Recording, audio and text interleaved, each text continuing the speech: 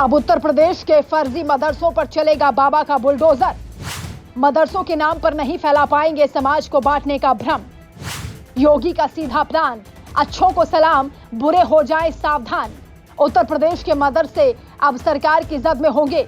वहां ना तो मौलवी मनमानी कर पाएंगे, ना ही कोई बच्चों को बरगला पाएगा। अब सरकार देखेगी मदरसों में आखिर क्या चल रहा है, बच्चों को अभी के हिसाब से पढ़ाया जा रहा है या नहीं, बच्चों को सही शिक्षा मिल रही है या नहीं। अगर नियम के हिसाब से नहीं चले तो मौलवी और अधिकारी दोनों को नापने में देर नहीं लगेगी।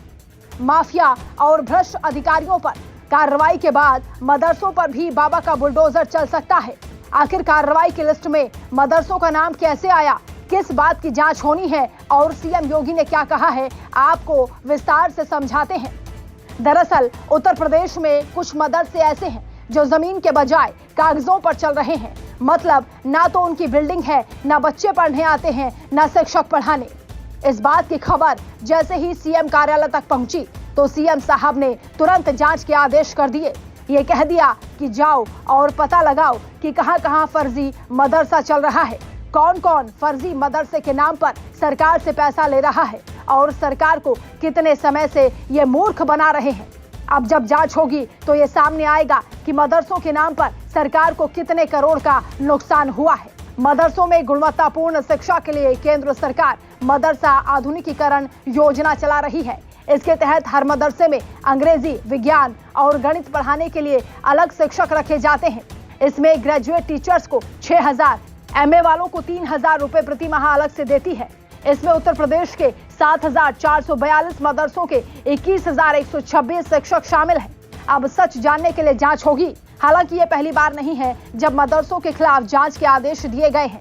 इससे पहले अखिलेश की सरकार में 118 फर्जी मदरसे मिले थे। आरोप ये भी लगते रहे कि मदरसों में आतंकी पैदा होते हैं, इसलिए इन्हें बंद कर देना चाहिए।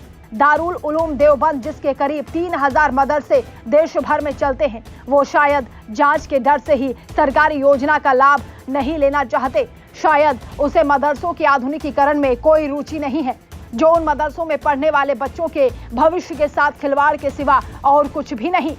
आप ये जानकर हैरान हो जाएंगे कि मदरसों के नाम पर मिलने वाली मोटी रकम के अलावा कई राज्यों में मस्जिदों के मौलवियों को वेतन तक दिया जाता है।